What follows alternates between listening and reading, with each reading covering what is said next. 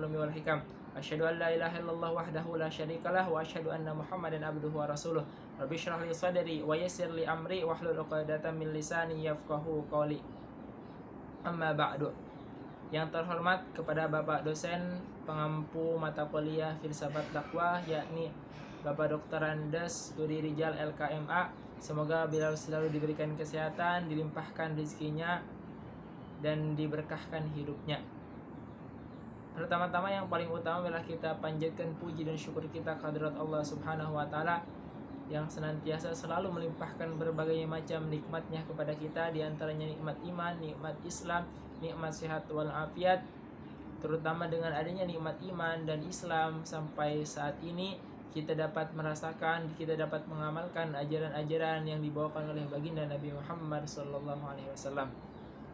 Salat dan salam marilah kita curahkan kepada junjungan kita, yakni baginda Nabi Muhammad SAW, kepada para keluarganya, para sahabatnya, para tabi'in dan tabiatnya, dan mudah-mudahan di yaumil akhir nanti kita mendapatkan syafaatul uzmanya.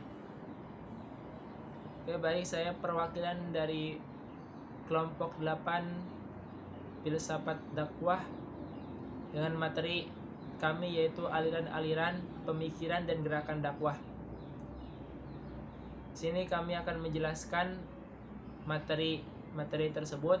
Adapun penjelasan yang pertama nantinya akan dijelaskan oleh saudari Husnul Hasanah, yang kedua oleh saya sendiri Ahmad Rafiuddin, yang terakhir atau yang ketiga akan dijelaskan oleh M. Irsyad Syafiq. Oke, terima kasih. Baik, saya Husnul Hasanah akan menjelaskan materi yang pertama, yaitu periodisasi gerakan dakwah. Di masa sahabat, tabi'in, dan dinasti Umayyah, paradigma dakwah Islam lebih mengarah pada pembebasan kaum non-muslim dari kesyirikan agar mendapat cahaya Islam. Pada masa-masa tersebut, dakwah lebih difokuskan pada pembebasan negeri-negeri kafir. Hasilnya, pada periode awal setelah wafatnya Nabi ini adalah perluasan Islam ke berbagai penjuru di luar Jazirah Arab, yang asalnya dikuasai oleh Imperium Bizantium dan Sasania. Menurut Hossein Nasr, proses Islamisasi ini dilakukan dengan dua gelombang. Gelombang pertama menggunakan kekuatan senjata, dan yang kedua dengan jalan damai. Meskipun banyak sarjana barat yang mencurigai konversi agama dari penduduk taklukan kepada agama Islam, mereka mempertanyakan apakah memang penduduk taklukan tersebut memeluk Islam murni karena panggilan nurani atau ada motif-motif lain, seperti paksaan atau kepentingan politik dan sosial. Namun, menurut Ira M. Lapidus, sangat sedikit perpindahan ke agama Islam yang berlangsung dengan paksaan. Paradigma ini kurang memfokuskan dakwah dalam bentuk karya tulisan. Karenanya, dakwah bil al-lisan tidak terlalu berkembang dalam periode ini. Barulah pada abad selanjutnya, setelah banyaknya non-muslim dan non-Arab yang memeluk Islam, ada kebutuhan mendesak untuk menjelaskan kandungan Al-Quran dan hadis kepada khalayak yang tidak memiliki pengetahuan bahasa Arab dan berlatar belakang bukan Arab. Akibatnya, serangkaian ilmu dikembangkan untuk memecahkan masalah-masalah ini. Dan hampir semua kehidupan intelektual terkonsentrasi pada pengembangan ilmu-ilmu Islam tersebut. Materi selanjutnya yaitu pola gerakan dakwah. Ilyas Ismail mengklasifikasikan paradigma dakwah berdasar gerakan yang dilakukan pelakunya menjadi 4 paradigma, yaitu paradigma tablik, paradigma pengembangan masyarakat, paradigma harokah, dan paradigma kultural. Namun, pada pembahasan kali ini, kami hanya akan membahas 2 paradigma saja, yaitu paradigma harokah dan paradigma kultural. Paradigma yang pertama yaitu paradigma harokah. Dakwah harokah bermakna dakwah dengan atau melalui sistem pergerakan. Sesuai dengan namanya, aliran dakwah yang satu ini lebih menekankan aspek tindakan atau aksi ketimbang wacana atau teoritisasi. Menurut Hasan Al-Qahtani, yang dimaksud dakwah harokah adalah dakwah yang berorientasi pada pengembangan masyarakat Islam. Dengan melakukan reformasi total terhadap seluruh aspek kehidupan sosial, baik terkait dengan individu al-fard, keluarga al-usroh, masyarakat al-mujtama, hingga negara al-daulah. Dari definisi yang diutarakan oleh Al-Qahtani, ini kita dapat membedakan antara dakwah paradigma pengembangan masyarakat dan paradigma harokah. Keduanya memiliki kesamaan orientasi, pengembangan masyarakat, namun dari segi substansi dan cakupannya, dakwah harokah mengklaim memiliki ruang gerak lebih komprehensif dibanding dakwah pengembangan masyarakat. Karena dakwah pengembangan masyarakat membatasi diri dari unsur politik, sedangkan paradigma harokah justru menilai politik sebagai salah satu bagian tak terpisahkan dari sistem Islam, sehingga dakwah tidak bisa dipisahkan dari politik. Sekian dari penjelasan saya, selanjutnya akan dijelaskan oleh rekan saya, yaitu Ahmad Rafiuddin.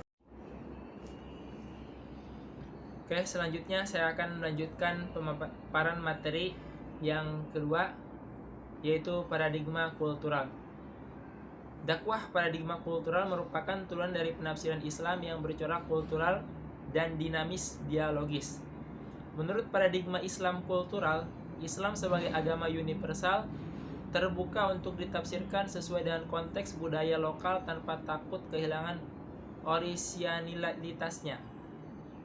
Alur pemikiran ini menegaskan bahwa Islam pada dasarnya natural, selaras dengan kecenderungan alamiah manusia dimanapun berada. Islam mampu mengakomodasi setiap budaya dan turut memberi warna kepada setiap budaya yang disinggahinya. Pandangan ini membedakan antara Islam dan budaya, termasuk budaya yang lahir pertama kali ketika persentuhan Islam dengan masyarakat Arab. Mereka menganggap pensakralan budaya Islam awal sama saja mencederai karakteristik universalisme Islam.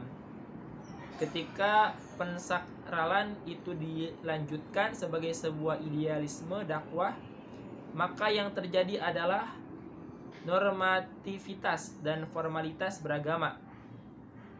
Nah, menurut paradigma kultural, inilah kesalahan yang terjadi pada mazhab dakwah harokah atau gerakan. Menurut paradigma kultural, kesalahan ini menjadikan paradigma dakwah harokah tampak kaku dan tidak peka terhadap unsur-unsur kebijakan lokal dan kontekstual. Nah, kemudian paradigma kultural berpendapat sejarah Islam dari pertama kelahirannya hingga saat ini selalu diwarnai dengan proses akulturasi timbal balik. Pada saat Islam hadir dalam suatu budaya tertentu, terkadang ia memberikan corak dominan dalam budaya tersebut. Pada saat yang lain Islam hanya memberi sentuhan warna saja. Pendukung dakwah ini berpendapat bahwa dakwah semua rasul tidak pernah lepas dari proses dialog dengan kultur setempat di mana mereka diutus. Kemudian dakwah paradigma kultural ini memiliki beberapa keuntungan dibanding dakwah paradigma harokah. Adapun keuntungannya itu terdapat tiga keuntungan. Yang pertama, kehadiran dakwah Islam tidak dianggap sebagai ancaman bagi eksistensi budaya lokal. Itu yang pertama.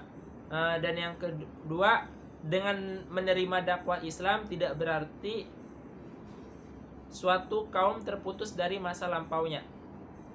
Dan yang ketiga dan yang terakhir itu, universalisme Islam tidak hanya dianggap sebagai wacana, karena kehadiran Islam tidak dirasakan sebagai sesuatu yang asing, namun bagian yang integral dari budaya lokal.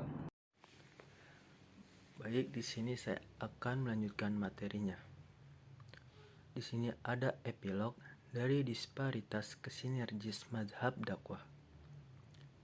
Dari pemaparan tentang aliran-aliran pemikiran dan gerakan dakwah, dengan segala kelebihan dan kekurangannya, hendaknya dapat menjadi kesadaran kognitif bagi para aktivis dakwah bahwa menjadi kesadaran sebagai ikhtiar. Semua pendekatan dakwah adalah tidak mutlak. Masing-masing memiliki kekuatan sekaligus kelemahan yang syarat dipengaruhi oleh layar belakang masing-masing. Pemikiran dan pendekatan yang beraneka ragam itu hendaknya diberdayakan dengan memanfaatkan kelebihan dan mengisi kekurangan masing-masing. Bukan malah saling menafikan dan menghancurkan. Kesimpulannya, dakwah yang efektif adalah dakwah yang dapat memberikan tidak hanya sebatas keinginan masyarakat, akan tetapi lebih dari itu adalah apa yang menjadi kebutuhan mereka. Untuk itu, hasanah objektivitas terhadap keadaan masyarakat mutlak sangat diperlukan.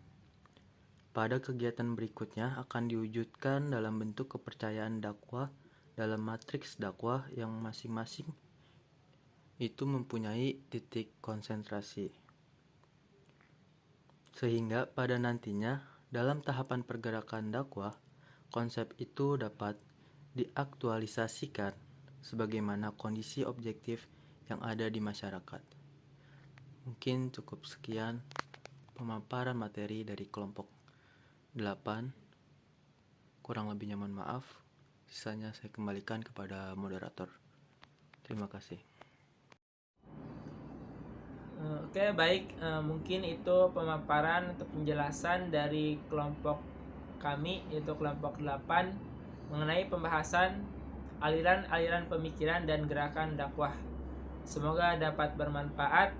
Apabila ada kata-kata yang salah dari kami, mohon dibukakan pintu yang seluas-luasnya, dan apabila ada kata-kata yang benar, itu semata-mata datangnya dari Allah Subhanahu wa taala. Saya Ahmad Rafiuddin. Akhir kalam. Assalamualaikum warahmatullahi wabarakatuh.